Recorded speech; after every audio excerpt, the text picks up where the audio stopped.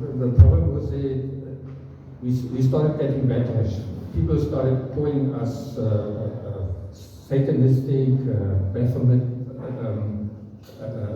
preachers or religion. There were even people who were threatening to close their accounts at Winfried because of this horned thing there and so on. But the other problem was also that it was too heavy. The sculptures were becoming too heavy. So I started thinking, what else can we do? The other problem which I have is marble stone. Now, if you think marble stone, you think Italy, you think Greece, you think Spain. They have big quarries, and then they have these artists who have Michelangelo. You know, who would say Africa has marble stone? And it just goes even that far. When I did research for the marble stone, and there was a fellow in Zimbabwe, a doctor, professor, and so on, so on, so on, works for the government, wrote a thick book like this about all the minerals of the whole African continent, took every nation, everything, and guess what was missing? Namibia. Namibia doesn't have any marble stone. So that got me a bit upset, you know. Like, these guys are next door, how could he not know that we have marble stone? So that was a bit of a challenge to what are we going to do now? What am I going to, how are we going to change this? In the meantime, it was Isai who came from the College of the Arts, followed by Sitole, and later on from William joined us. So we were a larger team, we were starting to grow.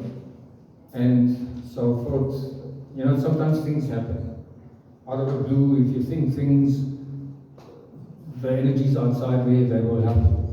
And so two things happened. One was a friend of mine posted a video of a fashion show where the mannequin was completely covered in some gel-like something, a gel thing. So that when this person walked there, this whole thing moved graciously, like, you know, and I thought, you know, we must do something like that, something which flows and so on. And the other thing which happened was this thing. This comes from a palm tree. This is where the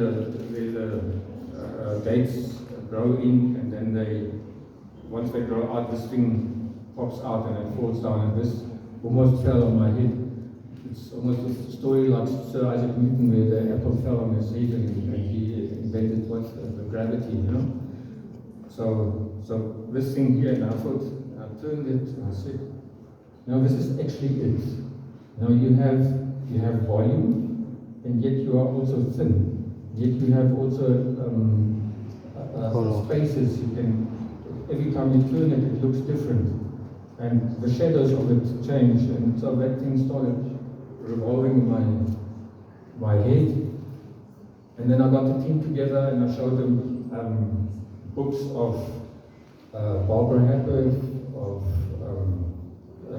Henry Moore, also Dirk Berner, and the latest one, Pablo Achibui, something like that, so Uruguayan. And I said, we must go in that direction. And I showed them also the video of that mannequin and so on. And I also showed them what I don't want. I got a book from Picasso and his sculptures at Uncle Spike's, a second-hand book, and I said, I don't want any expressionist stuff. I don't want, Pablo Picasso took African art and called it primitive art and kind of thought he could improve on it. But the thing is, it's the wrong way. They did it for egoistic and monetary reasons. The African art, the traditional African art is abstract, it is, has multifaceted, but it had a purpose, like it was a fetish or it was a praying of ancestors or celebration or something. The artists never thought of themselves when they did these artworks, but now they are there and then they are being manipulated into something else. So I thought, we must do something in a similar way, yet advanced in the next step, the next evolution, and that would be now. And how do you do that now in marble stone? And I must say, whilst we are doing these sculptures, I firmly believe that there are energies around us, there are things here which guide us, and I believe that they guided us also. They guided the tools, they guided the hands, and often when I see them, or when they've done the sculpture and ask them, now, did you do it?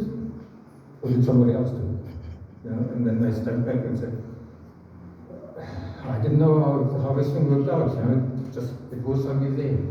So you will see now in the sculptures there, it is something extraordinary, I myself have to say that.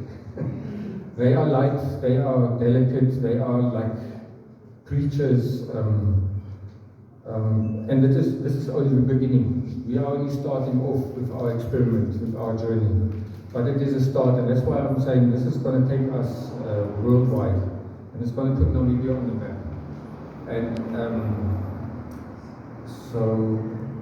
then the other thing about those sculptures is, if you see a sculpture of a horse or of a rhino or an elephant or a human being or so, your eye scans it, you see its how it's made, its textures, its craftsmanship, and so on, and the image is being transported to your brain and it's being stored there somewhere.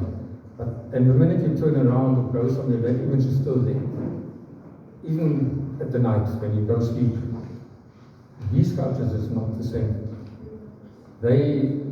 Every facet is different. So if you see the sculpture now like this, you say, okay, fine, nice, thank you. And you just turn a little bit, it's a different sculpture. So it's every time it's a different sculpture. Some of our sculptures, actually 4 of them, because we were so excited, we put them on turntables so that you can turn the table, turn the sculpture. Unfortunately, I haven't had the opportunity yet to meet an engineer who could do it with a mechanical, so it turns by itself, but that's the next project. But it's what makes it so exciting. The other thing is the thinness. We managed to make the marble so thin that we took the weight out of the sculpture. And another curious thing which happened is once we finished with the sculptures started taking up their own momentum. They kind of said, thank you very much, sculptor, I am now the sculptor. So the stone became the sculptor and the artist in itself. And you will see it also, there are the veins, like that one, there's veins in the play of light. And because they are so thin, light can shine through them. Unfortunately, these lights are not compared to the sunlight. So the sunlight is very strong, and the penetration is even further. But even with these lights now, we manage some going through. But also, its pure whiteness is so unique and so amazing. And the other thing which I say different is, Carrara in Italy is where the best marble in the world comes from. But that marble, the crystals of that marble are so very small that it allows the sculptor to do exact things. Ours, the crystals are a little bit bigger, so it allows the whole thing to glitter. You will see with the lights, the whole thing glitters like a disco ball.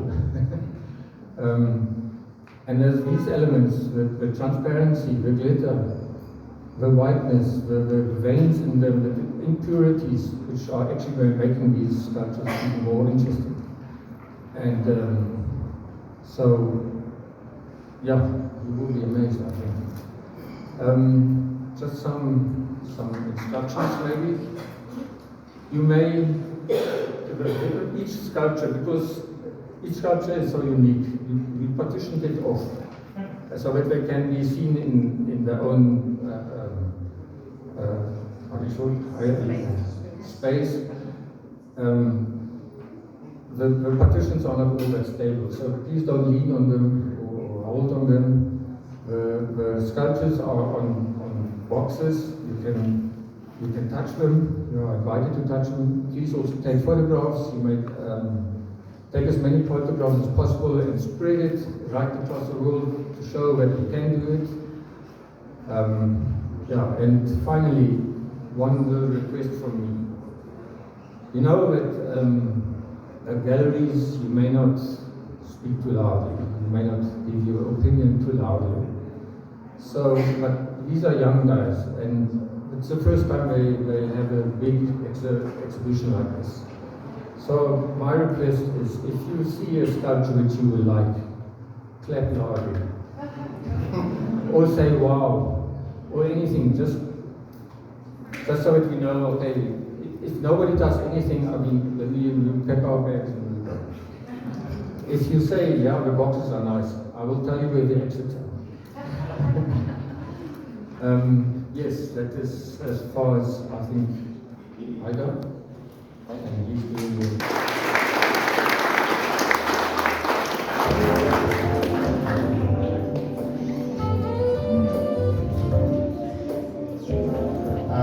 I have just received another request from my director, so I must comply. Can we please have some of the members from the audience move upstairs? We have a balcony where you can have a better view from the top, just until we finish all the speeches, please. Thank you, Mertil.